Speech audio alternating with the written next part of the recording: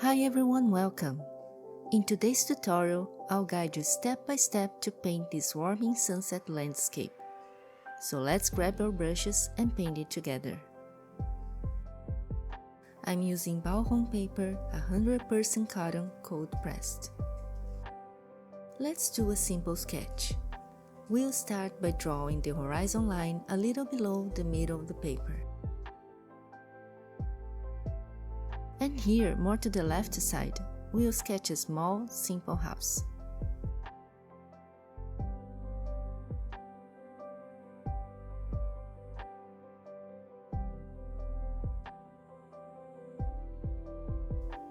I think little houses are great for practicing drawing. Just a few lines and little squares, and they look lovely once painted.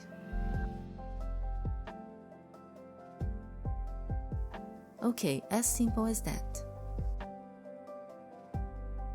Now I'm gently wetting the paper with a soft, flat brush. I'm taking my time here so it stays moist for longer, giving us more time to work wet on wet.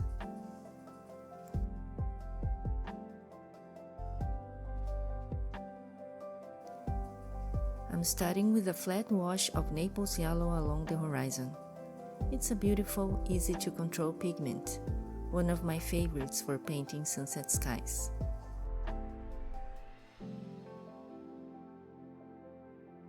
I'm adding a bit more paint because watercolor dries much lighter.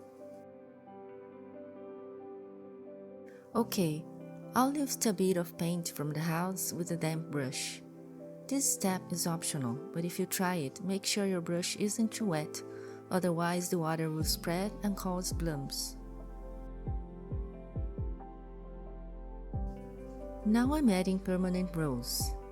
I'll mix in just a touch of Naples yellow to soften it and create a smoother transition. Remember, you've gotta do this before the paper starts to dry.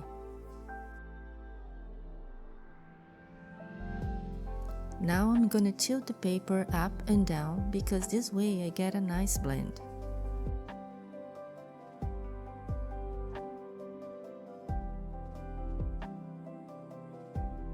Finally, let's complete the first layer by adding blue-gray mixed with permanent rose. If you don't have a similar color, you can use cobalt blue instead.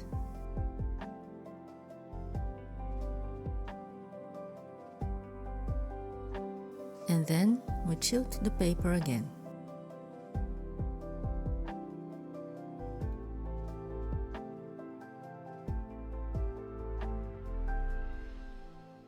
I dried the paper completely with a hairdryer and now I wet it again using a spray bottle.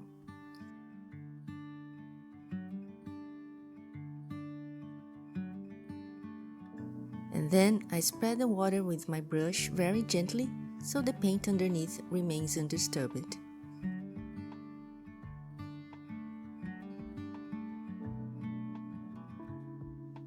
Now I'll mix blue-gray and permanent rose again to add another layer to the top of the sky and build more depth.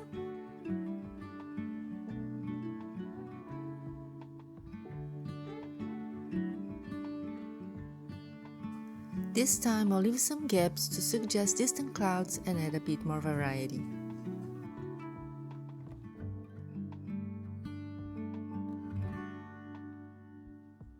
I dried the paper again and now I'm wetting it for the final layer of the sky.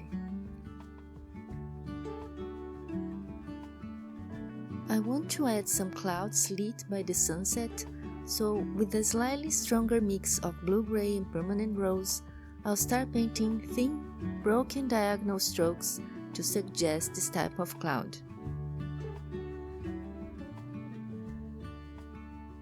Today we're just relaxing, so don't worry about making anything perfect. Sometimes getting things done is all that matters.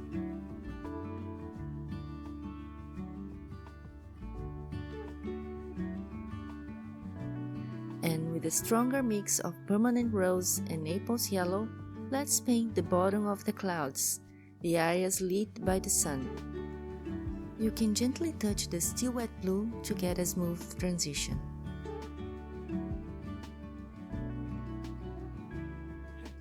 just remember the layer underneath must always be dry before you paint on top of it. That's how I avoid blooms.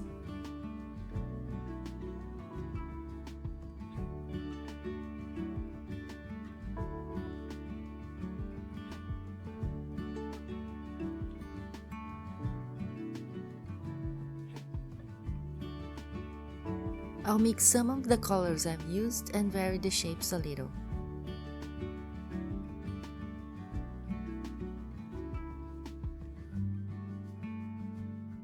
Feel free to create your own clouds. After all, they're never the same.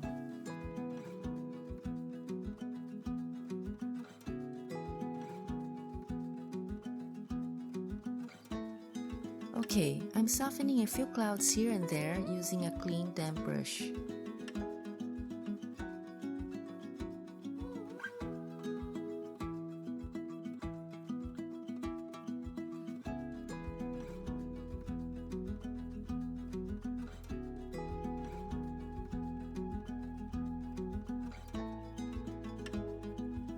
Now I'm mixing some rose and yellow because closer to the horizon line, I'll paint even thinner clouds.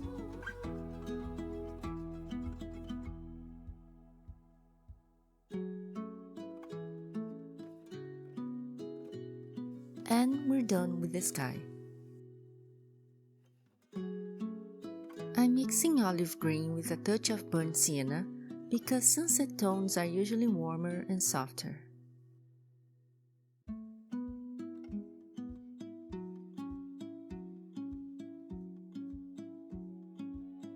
I'm also mixing some blue-gray with permanent rose to get a soft shade of lavender. Now I'm wetting the grass area, making sure I don't get into the sky.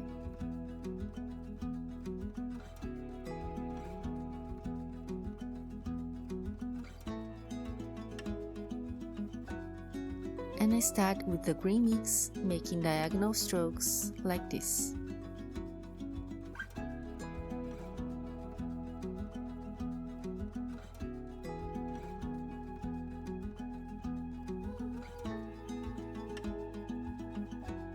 I try to make the corners a little bit darker and keep going, leaving some gaps.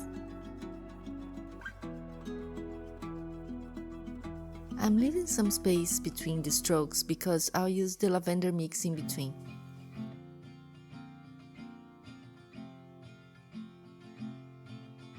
Then I add Payne's gray to make the bottom even darker.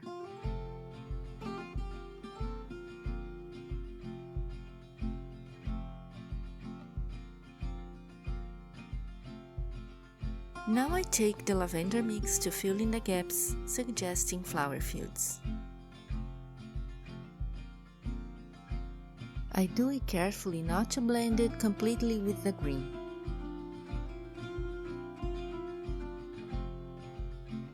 Here I'm varying the shades by adding some permanent rose to the mix.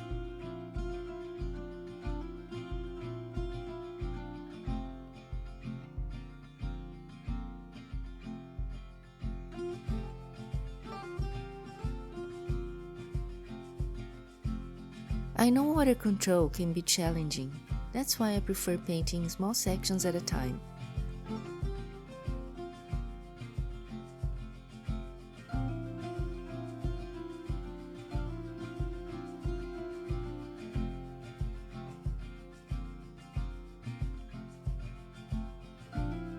Okay, now I'm using a clean damp brush to lift a few spots at the bottom.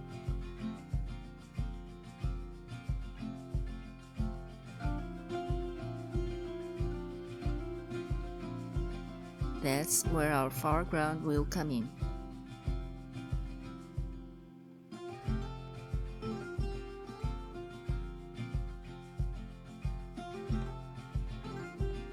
Now we're starting to see the horizon shine, and that's because of the contrast with the grass area.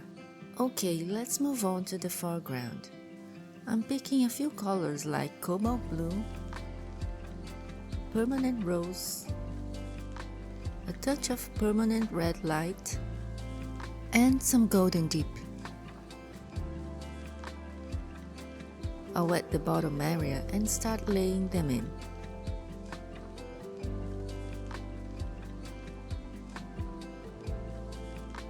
Don't worry too much about shapes at this stage. The goal here is just to set the colors. I'll keep the cooler tones on the left,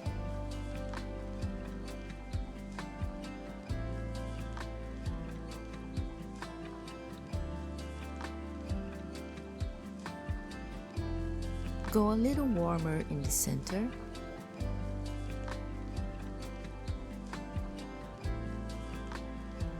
and add some pink and orange touches on the right, just a few.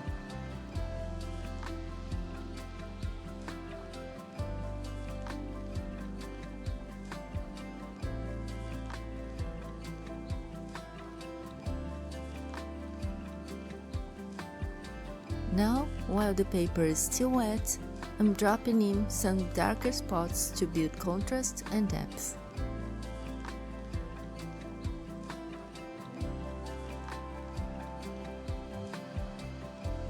Notice I'm keeping some spots unpainted to preserve the light.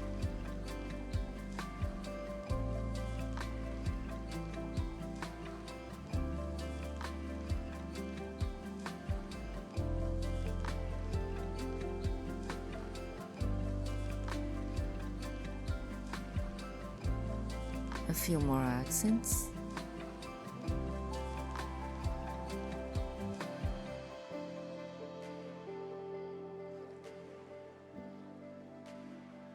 Here I'm adding a stronger, more concentrated mix to increase the contrast.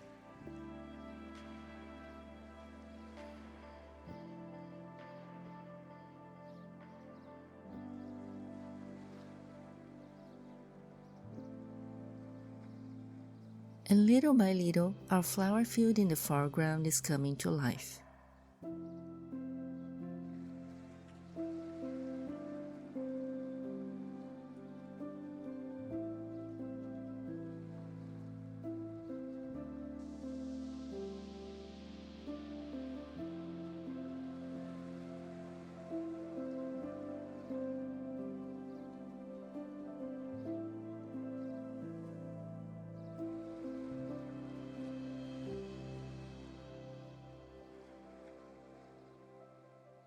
In the final step, I'll mix the darkest colors and add them to the bottom, which helps create a natural frame for the painting.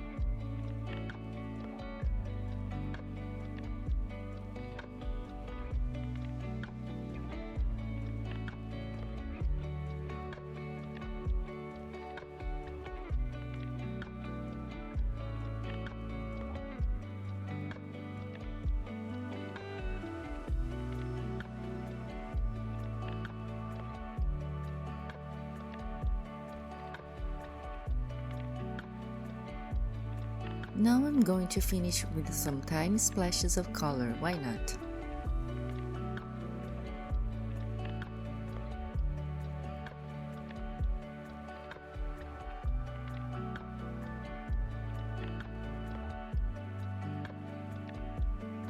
Let's paint our little house now.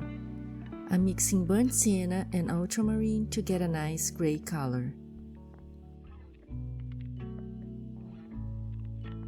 I'm wetting the roof area because I don't want hard edges inside the house.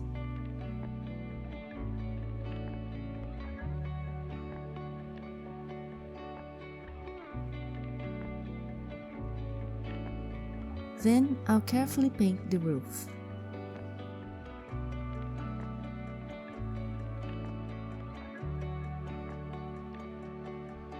It's okay if a bit of paint bleeds into the house. That's why I pre-wet the area.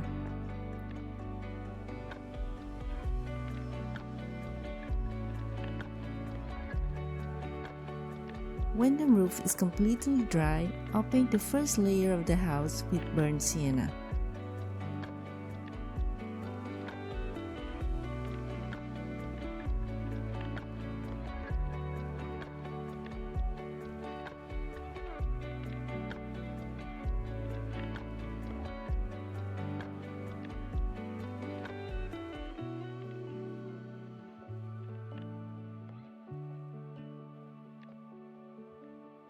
Then I'll soften the bottom edge with a damp brush so it blends into the grass.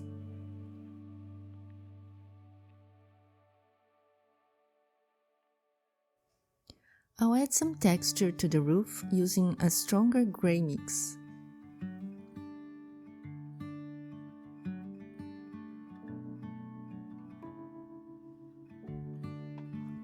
After everything is dry, I'll paint the shadow side of the house with a concentrated mix of burnt sienna and ultramarine.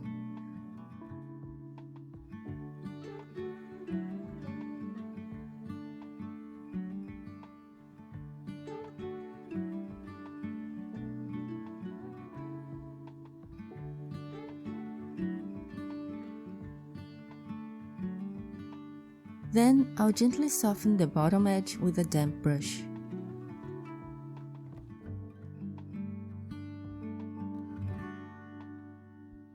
I'll use the same mix to paint the roof's shadow.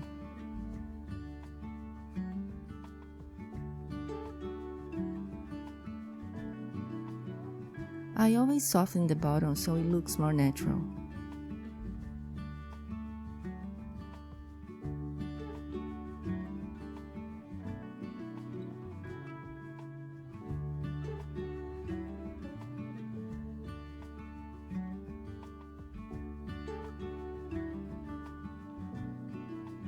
Now, with a very small brush, I'll suggest the wooden planks and paint the door as well.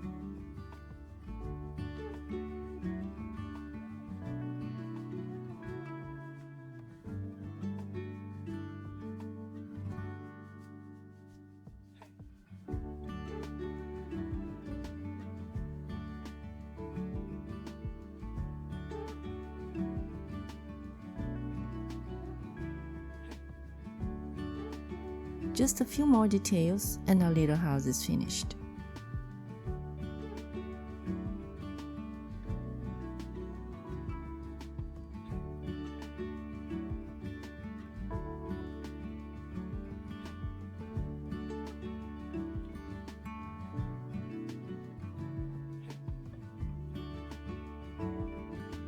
Okay, now let's paint the trees.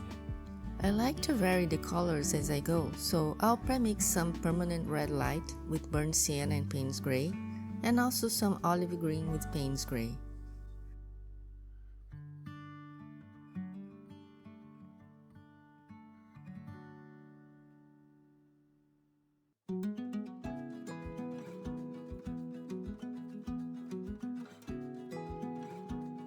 I switch between them to create a nice effect and keep the trees from looking too flat.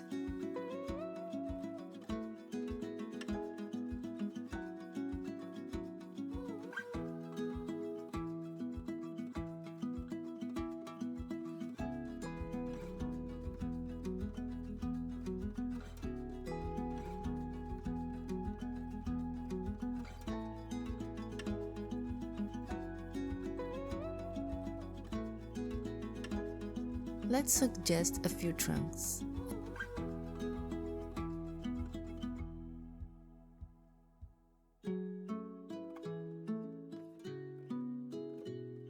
And then connect everything with the grass with a damp brush.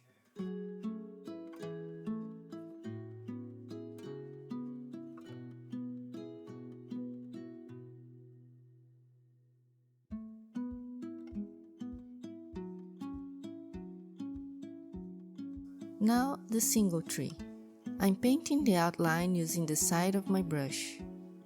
I do it very lightly, barely touching the paper. Just make sure not to pick up too much paint each time you load your brush.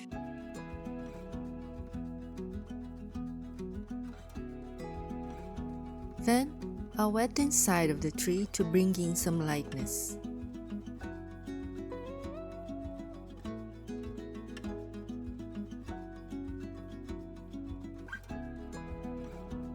and keep switching between colors. Notice the variation in color is subtle, otherwise the tree would look like a rainbow.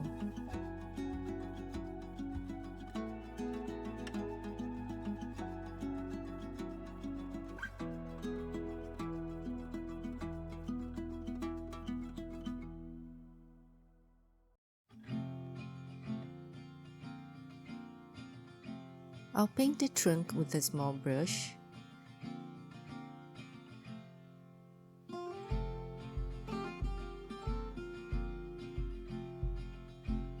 and blend it into the grass.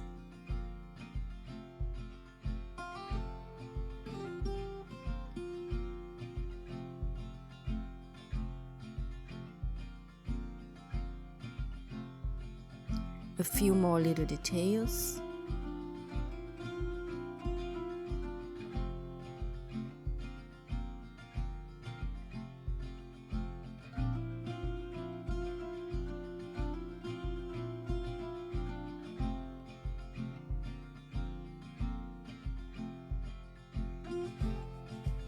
Some fence posts here and there.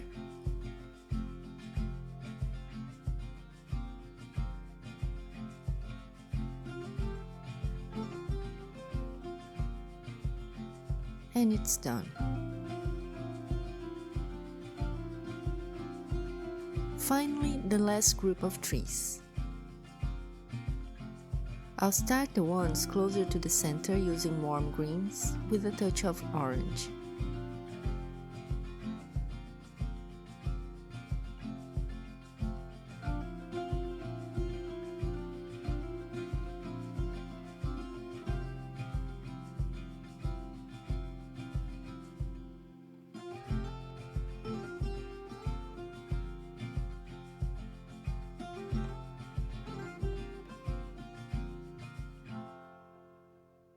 As I move to the right, I use darker colors like Payne's gray.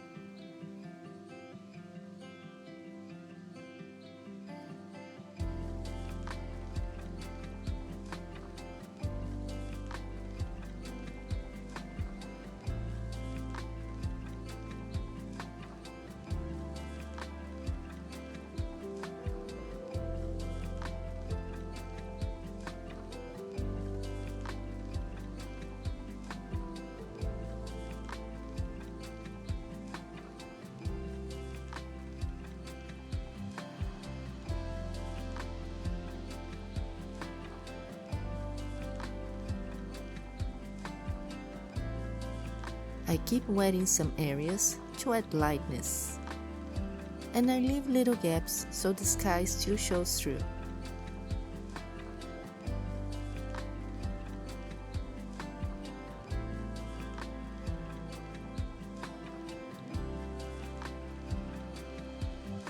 At the base of the trees, I also paint negatively to define the edge of the grass.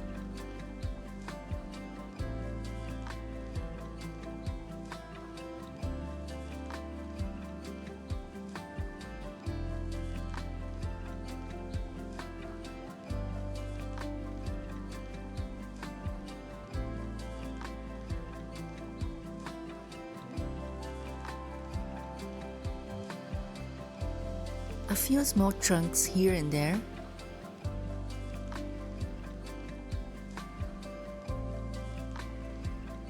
And then I soften the bottom with a damp brush.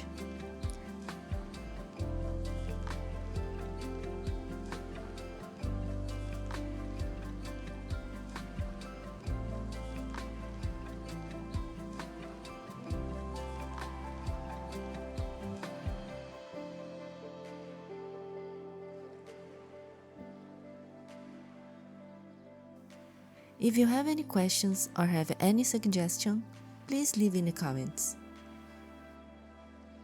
And that's it, we're done.